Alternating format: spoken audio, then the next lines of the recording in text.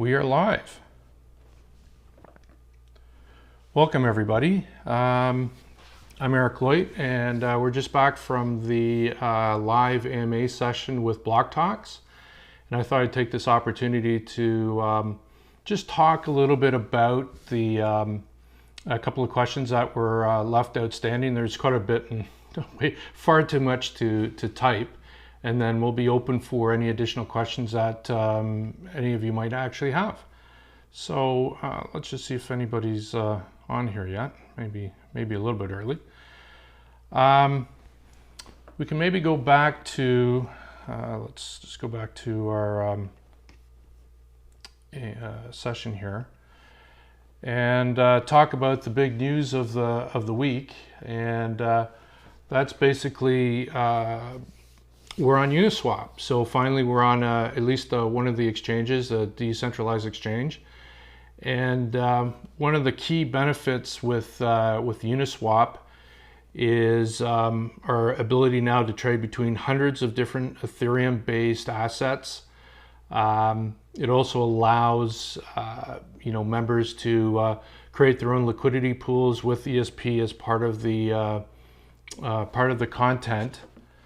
And actually earn some revenue out of that, as well as the project is committed to growing the liquidity pool to just broaden its appeal.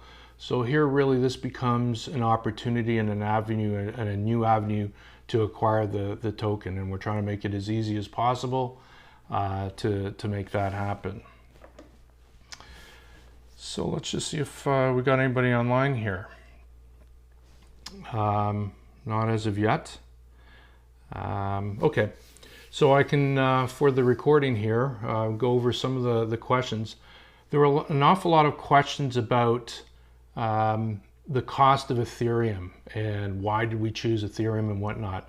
And as I've mentioned in previous AMAs and other live stream sessions, the smart contract, that situation that you get with Ethereum is an ideal vehicle for bringing all these decentralized apps and a whole bunch of additional capability into a framework that is trustless, meaning that you don't have to have some trust interface, who the other party is. You can just transact and know that you're secure with the blockchain.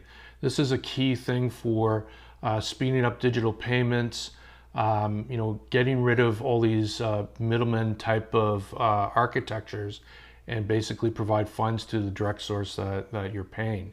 So I think that's a real important concept. Now, of course, with the securing of the Ethereum network, you have nodes out there, miner nodes, that are expecting to make money by doing the mining aspect of it, and that ends up becoming a gas fee. These gas fees have been pretty extraordinarily high. Very simple transactions are costing $2, $3, $4.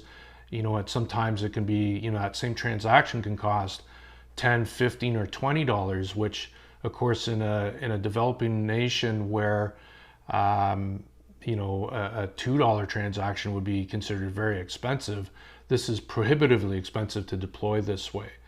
So one of the nice things that we can do with Ethereum and the technology is we can layer it or have a layer 2 solution that basically takes off chain a lot of the transactions, which allows us to speed up the total number of transactions we can do at any one time, as well as either reducing to almost zero the actual transaction cost, and then the netted transactions just get recorded back onto the Ethereum mainnet blockchain. So these are real things that we have to contend with. We're building technology around that. It also means that we're not also looking only at Ethereum as being the only blockchain of choice. We will be multi-chain.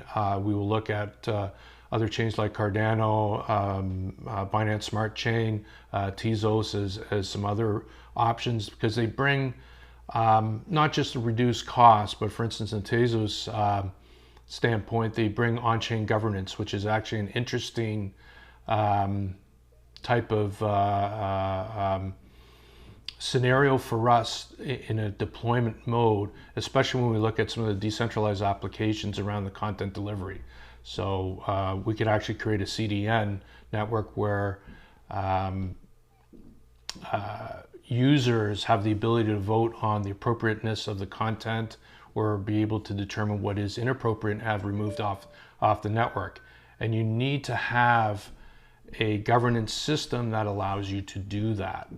So one of the aspects of Tezos is being able to do that. So that's attractive. At the same time, it's also a proof of stake network, which means that it's environmentally friendly, meaning it's not chewing up a lot of computational horsepower in order to create the next block that goes onto the chain. So its mechanism is different. So it's power friendly, has built-in governance, and a reduced cost model. So we're looking at a variety of different applications in order to do that, and keeping costs down, because cost is one of the primary concerns of our overall deployment, especially in developing nations on the educational side. Okay. So Jagdeep is asking, how much tokens will be released of the 500 billion in white paper, as it mentions 400 billion? So that's a good question. Initially, we thought we were going to do 400 billion. We ended up doing 500 billion, and there were some seed considerations to do that, because we want to make sure that the seed population didn't exceed a certain amount of total distribution. And what ended up happening is we had far more interest in the seed round than we actually had space for. So we enlarged the overall allotment to accommodate bringing on a few more seed investors, which is very helpful for us in getting things going. That's being said, we still are burning down to the same 50 billion total as we outlined in the white paper. So expect that we will get there. It'll take a longer period of time, but not hugely so. I don't think there's going to be too much difference there. But certainly we want to accommodate some early startup activity, and that's why we got to the 500 billion. Okay. CDN and SIM will definitely boom ESP adoption in addition to the point of sale. Yeah, I think so. The point of sale is a really interesting mechanism for us. Being able to be on the devices at merchants. So in a country, you might have 20,000 merchants with point of sale systems. Being able to have each one of those points having an app on there, which is a digital wallet to receive payments, send money, but also act as a fiat exchange, automatically makes it very easy for anybody to convert real fiat currency into the cryptocurrency or into the token. Therefore making the utility of it much easier to get out there, to get the adoption, and it just becomes pervasive within the economy that we're operating in. And we've actually signed a very important agreement for East Africa with a company called Circle Blue that provides these ECR networks. And that's one of two agreements that we're putting in place over the next, I guess, another couple of weeks, because we're in the end of the summer here in North America and in Europe. And so we've run into some vacations and whatnot, schedules and timing. So expect to be able to announce the second agreement in the first half of September. So these are really important use cases where we're building out the use case for the token. We're also focused on bringing the other applications to market. I've talked a little bit about Talk to Expert. This is really a master class type of platform with our own different spin on it. So whether you've gone to lynda.com or Udemy, or you pay for a course, we'll be offering the same type of courses. But we'll also, our little extra piece on the end of that is that we also provide the ability to schedule time with the content provider. of course at a fee, but nonetheless, it more mirrors the educational environment that you'd see in a university, where the lecturer will give the presentation, and then always at the end of the lecture, you have the opportunity to ask questions directly, maybe get advice. So if it's, for instance, something on leadership or personal branding, or HR related, because we'll have courses in all these different areas, it will be very helpful and useful, we believe, for the user to have the ability to talk directly to expert and get consultation and advice. And I think there's a lot of educators out there that really like the opportunity to further promote their services, their capacity, their capability out to a broader market. So I think that works both ways. So it's definitely an exciting platform for us. It's one of the more simple ones initially to get out as a commercial venture. There is going to be a decentralized version of this where we just put it out there, and then the community, any creator can put content into it. Any content consumer can get content out of it. We'll have the ability for advertisers to pay into that platform to provide advertising content, and content consumers. So the person actually wanting to watch a particular piece of content will also have the ability to earn tokens by watching advertisements or placed content. This allows the user then to subsidize the cost of the content that they actually want to watch. And of course, if they watch enough of this placed content, they can actually get the content that they want for free.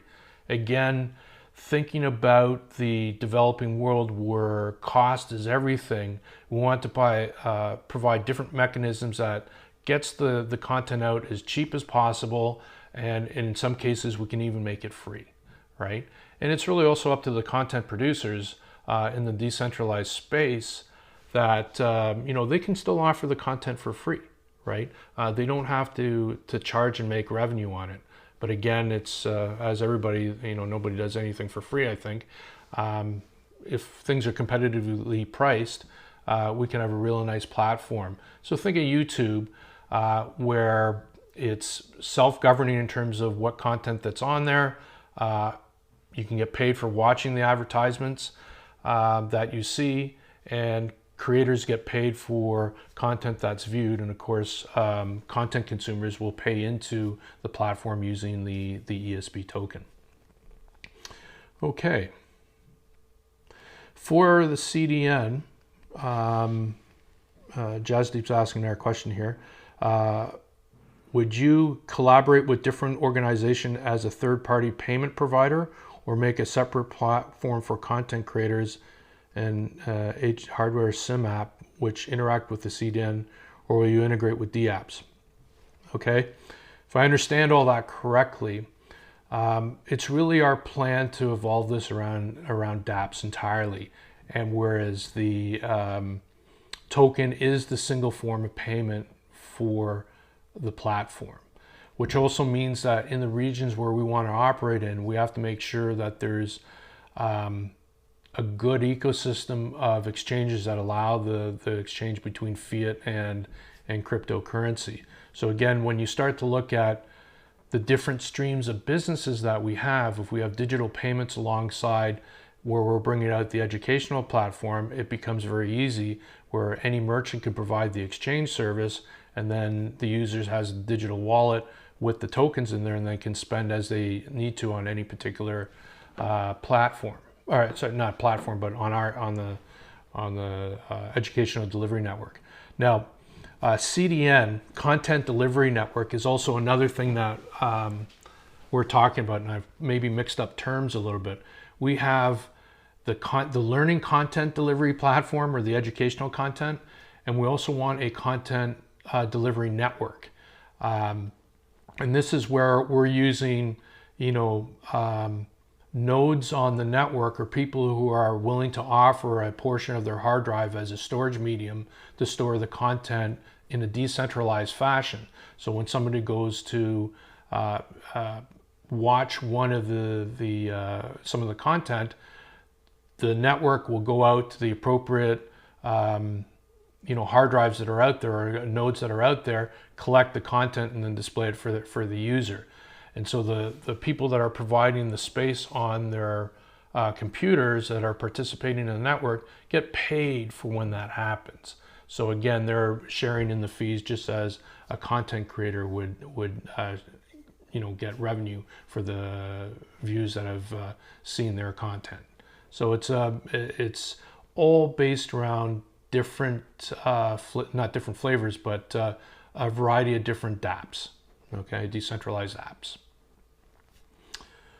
Okay, let me just go back to 1 second here to Telegram and see what they had for some of the remaining questions here. There were so many questions here. ESP coin project relies on renewable energy, solar energy, which is utmost efficient globally. So did you get connections with platforms based on solar energy and the purpose of making it widely? What are the advantages of being an investor in a renewable energy project like ESP coin? Okay, great question. So we'd always envisioned our collaboration of companies to be socially responsible, ethical, something that is, doing something that matters. So education was a real key one for us, where we think we can have a material impact in the quality of education for students. And that's our School Connect platform. And then on the renewable energy side, the fact is global warming and all the things that are happening with the environment that we see today, we'd like to be part of the solution for that, or at least being one of those things that help support that type of activity, right? So we had, through again affiliations with our group as bringing this together to create the ESP project, we have a solar partner that deploys residential solar in the United States. And that's a real hot button topic currently with the Biden administration, the focus on renewable energy, where where they're trying to incentivize to make that happen. I think by being able to provide decentralized financing for projects just makes it easier for homeowners and residential to quickly securitize their project, get it onto the blockchain, funded by the blockchain transparently. This can all happen within minutes, as long as the staking liquidity is there, to enable getting these projects to market much more quickly, and the adoption of solar in the community. And so for every solar project that we're able to facilitate this way, it's just one more solar that's a benefit to the environment. So that's really what the our main focus was, and driving factor to include or bring solar as part of our ecosystem.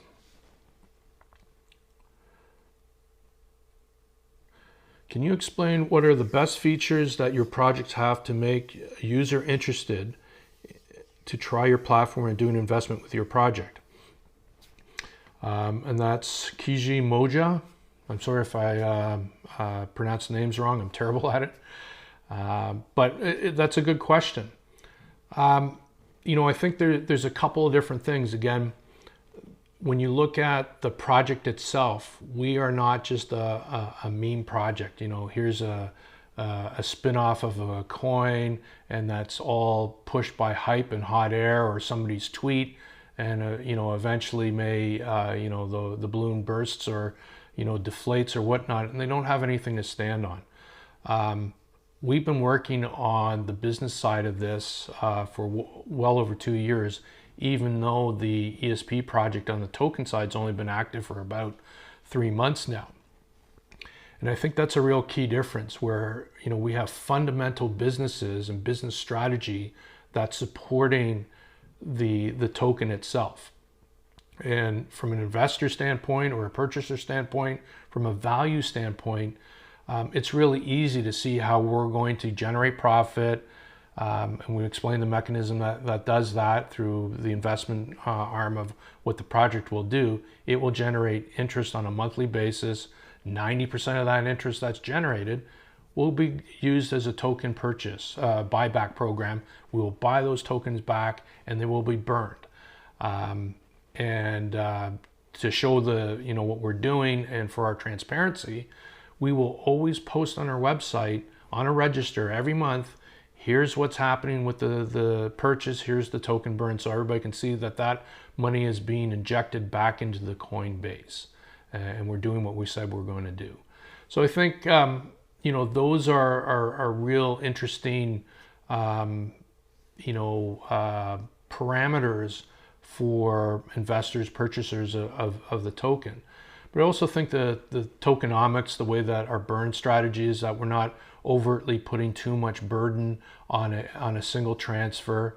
The fact that we have this fun little random distribution that is giving back to the network 50% of the tax of every single transfer fee, and none of that is being held or taken by the project. I think that enhances the value. I know that we're new out of the gate, so we have several hundred transactions now.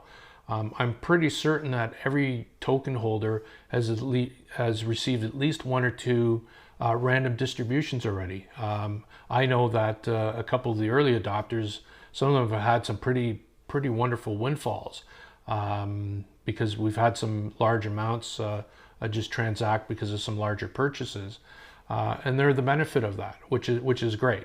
And I think for the community, that's just another reason to be a holder, is that you can just have this open umbrella to capture these random distributions. So I think that's also something that the investor base likes. Okay, let me just swing back here to see if we have any additional things. Not currently. Okay, let's go back to some of these other questions here.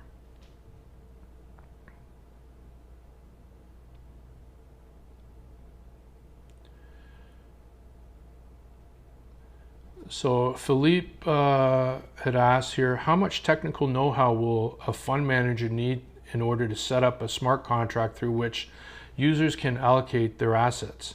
Can anyone be an asset manager, or they need to be very technical? That's kind of a multifaceted question, and let me take a stab at it. First of all, smart contracts, the whole idea behind them is to reflect contracts that you typically put out in the real world. That being said, some of the contracts that you see in the real world are pretty complicated. And when you turn that into something that goes on the blockchain, because the blockchain is something that's immutable, something that you cannot change once it's on there, you have to make sure up front that it's without error, and that it's been well vetted, well understood. So there's some real technical know-how that's required there. If the contract or the mode of business is very complicated, I suggest that there's going to be some technical competence that's involved. But I don't think that as an asset manager you have to wrap everything in a smart contract. Having the proper custodial wallet system where you're managing assets on behalf of clients, where you don't even have to write a line of code, makes that possible.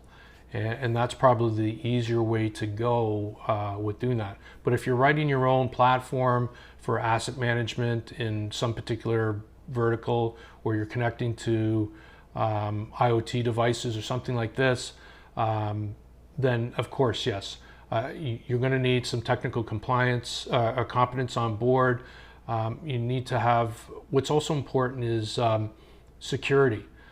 Making sure that you have the right security protocols in place, the right layering of security, because there's not one thing you have to do, there's multiple layers of security to secure the assets that you're holding, your intellectual property, access to any of the assets, these types of things. That has to be well laid out, so that's more important. I think if you're new to the space, that's something that you probably want to leave to experts. There are enough platforms and programs and whatnot out there that you can utilize those to get to the endpoint that I think you need. Okay, so hopefully I answered that question. Jay asks, when will the pre-sale start?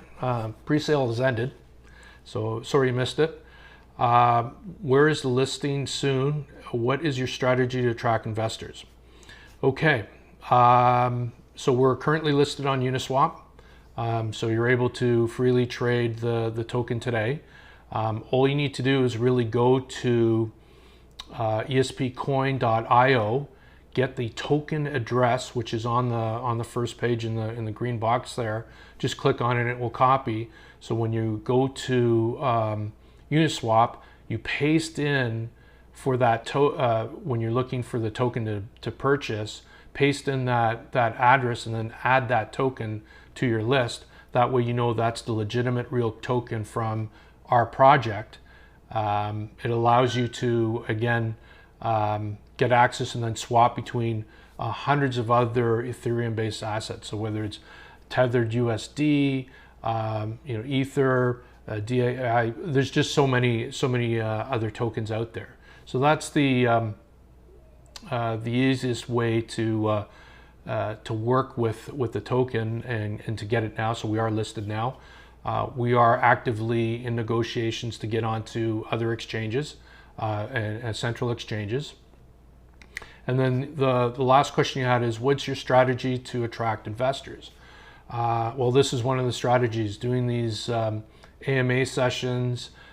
We have direct mail campaigns to large investor bases. Our particular seed group of about 15 people, they're all from financial markets. So they understand the investment side of the world, and so we have networks that are reaching out to them. Well, the interesting thing is that a lot of people in the financial world still are not even that familiar with how cryptocurrency works, how to do the purchase. You can also purchase the coin directly off our website. If you have MetaMask and you know how to add the token, we've created a video. You can get it on the website on how to do this, but it's fairly complicated, even for me, who's a technical guy. There's a few steps and stages, and I've spent quite a bit of time trying to explain this to a number of people, and just with the realization it's not so simple or straightforward. Uniswap takes out a ton of complexity, makes it a lot easier, but still there's some complexity there. Over time, as we get more exchanges on there, there'll be apps that integrate with the various digital wallets to make it even more streamlined and smoother. So we're constantly working the different ways and utilities to make the acquisition of the token or the trading of the token easier and quicker. So we're doing all these different things. We're constantly evolving the business side, especially on the educational and digital payments, where we're getting agreements with various companies in place. As I said, we signed a very good agreement with a company called Circle Blue out of Croatia for their electronic cash register ecosystem that will be deployed in various countries in East Africa. We're expecting to use the utility token both as a rewards payment mechanism, as well as rewards points mechanism, as well as digital payments. And we're continuing to make these arrangements. I have an arrangement as well that gets me access at the ministerial level in the UAE for education. We have similar types of arrangements where at the school level in Vietnam, which is where we're going to start with the School Connect platform. So there's lots of different things that are moving the businesses forward. And so the more announcements that we make about the business side, which are all the use cases for the token that's bringing real value back to the Coinbase, that's where I think that excites the investor. I mean, it's great, again, as I go back to some of the other projects that are out there, a lot of them are driven on hot air. So you'll see this huge price appreciation really quick, going to the moon. Everybody's talking about moonshots and this and that, and all of a sudden, oops, we ran out of gas, and then it becomes impaled in the ground. It's terrible. We may not grow quite as quickly, but we are looking at constant, steady growth where we're continually adding value back to the coin base or token base, and providing value that way. And I think that underlying value is a comfort for any investor, right? Because that will mitigate their risk. The upside may not be such as explosive big. I think it's pretty big already, but also we're reducing by huge leaps and bounds the downside. All right, let me just switch back to YouTube here and just see if we got any more questions. Not currently. Okay, let me go carry on here.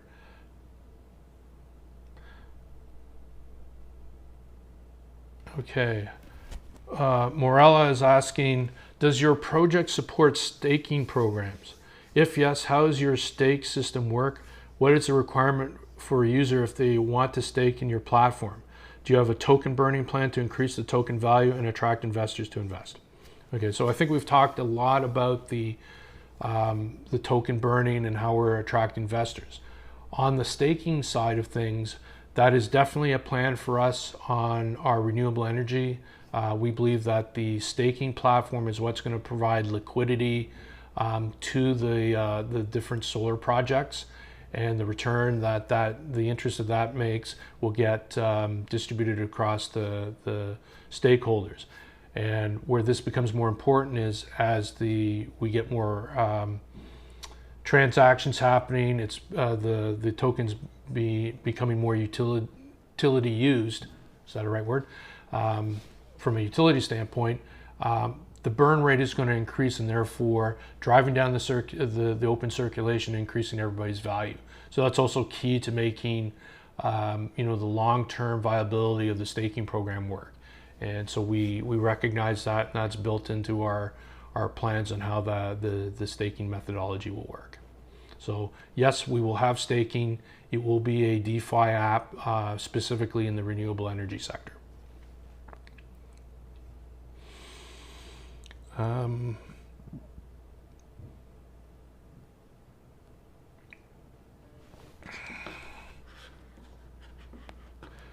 It's clear that everybody's talking. Okay, so there's been 3 or 4 questions about NFTs, and NFTs is an interesting thing. I think there's use cases out there for artwork and a variety of other things to tokenize that I think are great. They don't really apply so much to our platform, but NFTs are still going to be an integral part in some aspects of the platform. So it's not like we're avoiding that. It's just not maybe one of those things that we see investors jumping up and down about. We use it more as a mechanism to store security. So security against a particular project, especially again in the renewable energy space, we need to be able to place a security or securitize the project into the blockchain. That way then we can use the decentralized app to automate all the different functions. So if this happens, then this happens with the security. If that happens, then that happens. So case in point, if a particular project holder doesn't pay for their monthly bill, then the blockchain, the smart contract will start to initiate certain actions to collect against that receivable, and ultimately, if there's a default there, then the contract can enforce that security and collect against it. So, pardon me. Sorry about that. My phone going off. So hopefully, I've addressed that. So I guess getting back to the NFT portion, the security, since it's going to be a project security, will be probably placed in an NFT, because that's something that's not going to be divisible. Okay. All right.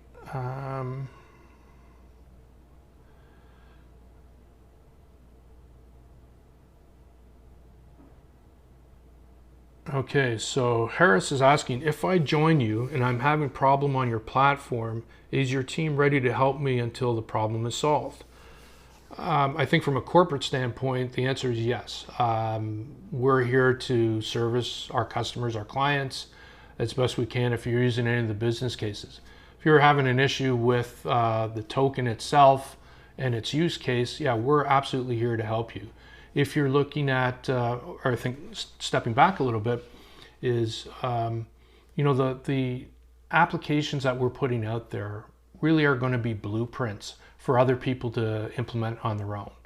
So they can implement the same thing or something that's uniquely theirs. But the mechanism, the framework, the underlying technology could be the same, where they utilize some of the things that we've done to incorporate into their app.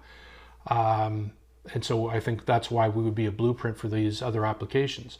In those cases, we're happy to help any developer out there that's wanting to implement the token, bring on a new ecosystem, because that only increases the number of use cases out there, and that's just great for the health of the token. So certainly, we have resources, including myself, so anybody can reach out to me and discuss their particular needs, and we'll do what we can to help you. But I also have a team behind me that, if it's in the digital payment side, that's not my area of, huge expertise. I have somebody else like Hervoya that will look after that.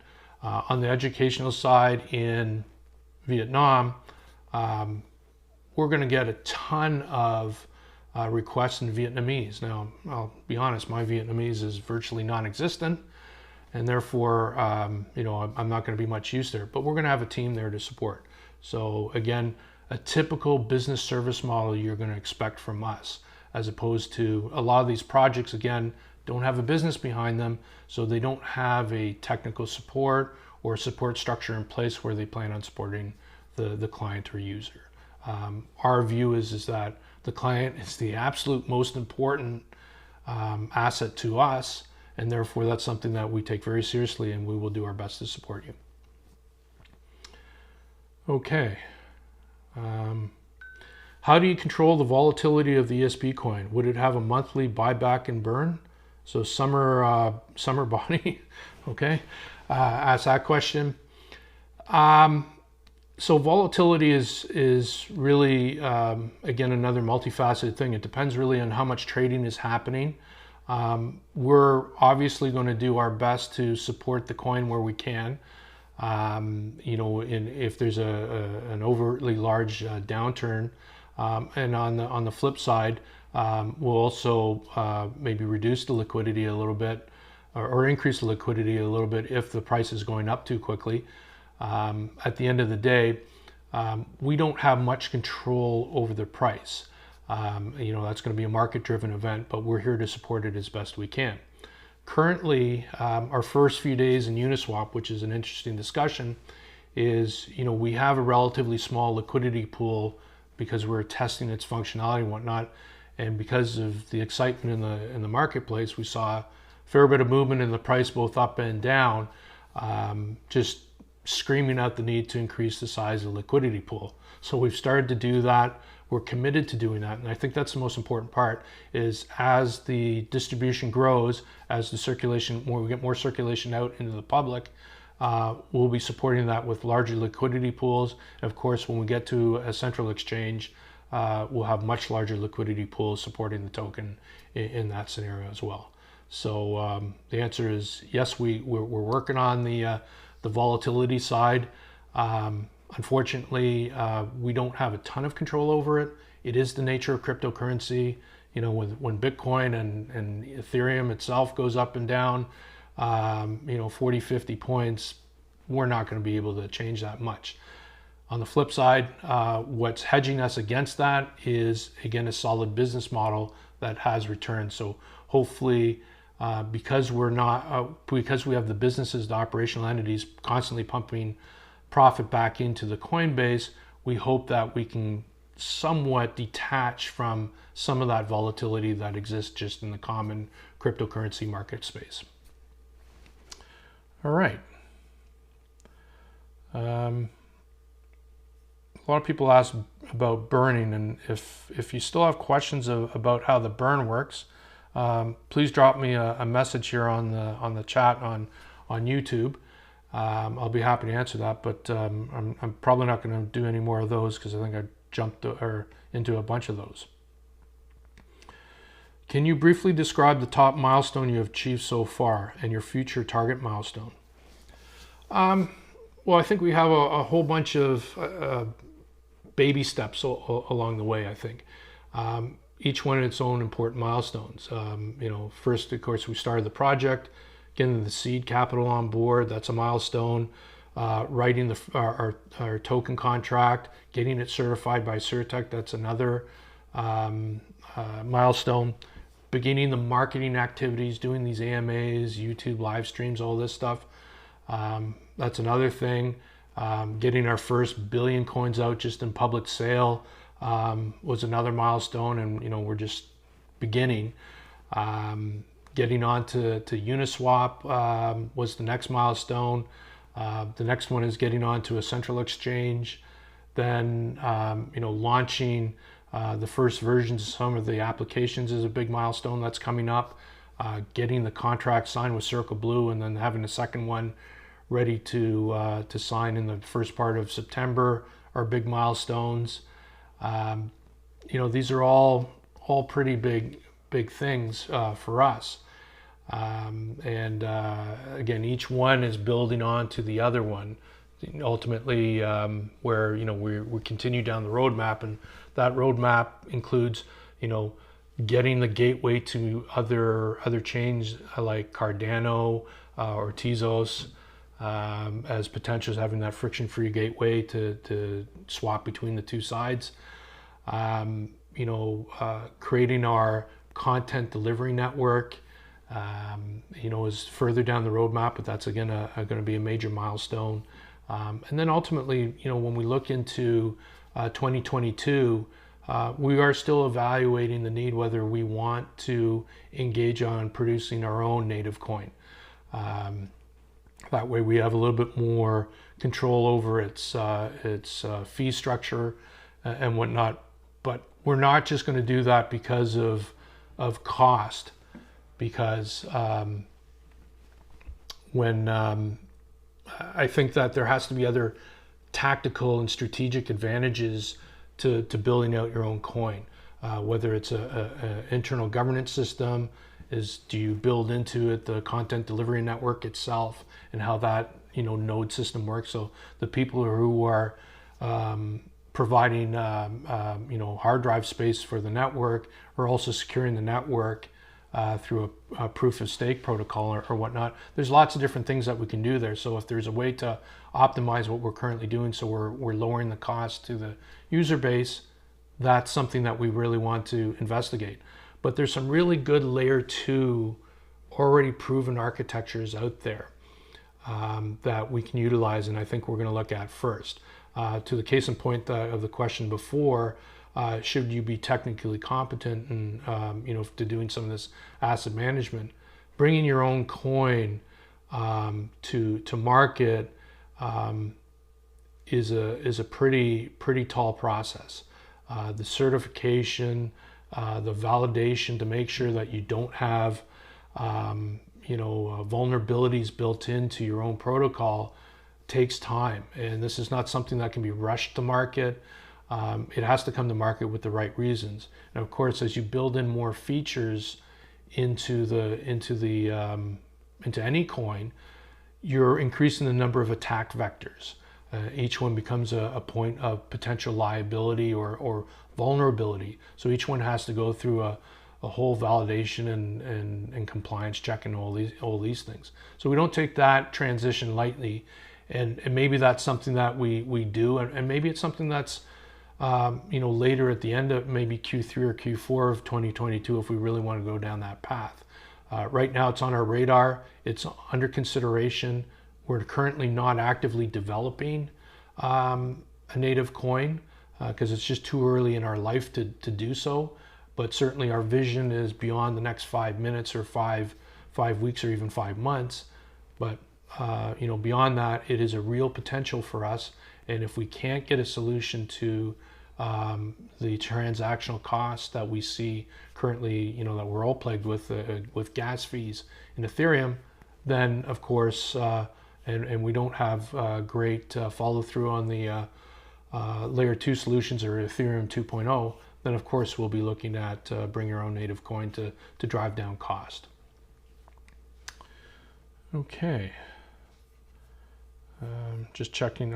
Sorry, I have to swap back and forth here between applications to see if there's any more questions. All right. I'm going to answer I think one more question, unless more show up on YouTube, but from the lister, and end the stream if we don't have more.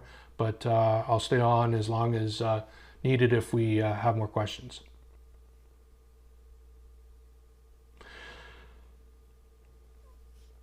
Researching the project, I saw that you have a relationship with Talk to Expert, so would like to know what role Talk to Expert has within the ecosystem. What benefits can users have with this partnership? Okay, so that's Anitax was asking this question. So Talk to Expert is a product of one of the group companies. So it's completely part of our ecosystem, and it is a key component of our educational content delivery. There'll be two versions of the Talk to Expert platform, one in a centralized, commercially oriented, which means profit generating for us, and then ultimately for reinvestment back into the Coinbase platform. And then there'll be a decentralized version that's basically a free to use, or it's not free to use, but anybody can access it, set up their own content, users can go there, and all it's using is utilizing the token as a payment subsystem, and hooked into a governance protocol that sits on the blockchain, along with of course the payments using the token. So it's a key. It's not the cornerstone of our strategy, but it is one of the cornerstones of bringing the token to market, but really is one of the go forward strategies of what we were trying to do in the educational space. Talk to Expert has lasted almost 2 years, so it's 2 years older than the token. The token came in as a solution to a lot of problems that we had, and basically for payments, international payments, the cost of having merchant gateways, but more importantly, in developing nations, there's so many people that don't have bank accounts, debit cards, or credit cards. They needed a way to utilize the platform and make payments for it. They all have obviously cell phones and iPads and computers. Having a digital wallet and a token obviously makes then all the services that we want to bring to market available to them. And that opens up huge avenues of possibilities for both the use of the token, but adoption of the business side of what we're doing in education, digital payments, and again also on the renewable energy side. Okay, just see if there's anything else here.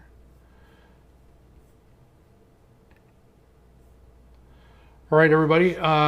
Appreciate the time and all the great questions in today's AMA. I will be posting this video later for all to see. If it was useful, please give me a thumbs up. If it wasn't useful, give me a thumbs down. But certainly also subscribe to the channel. It helps us out, and it lets you know when the next time we're broadcasting. I think later this week we'll be having a special session on the digital payment side of the business, where I'll have some of the other team members participate from Europe to have that discussion. So we'll be very interactive with that as well. So everybody have a great day, and thanks for spending the time with me.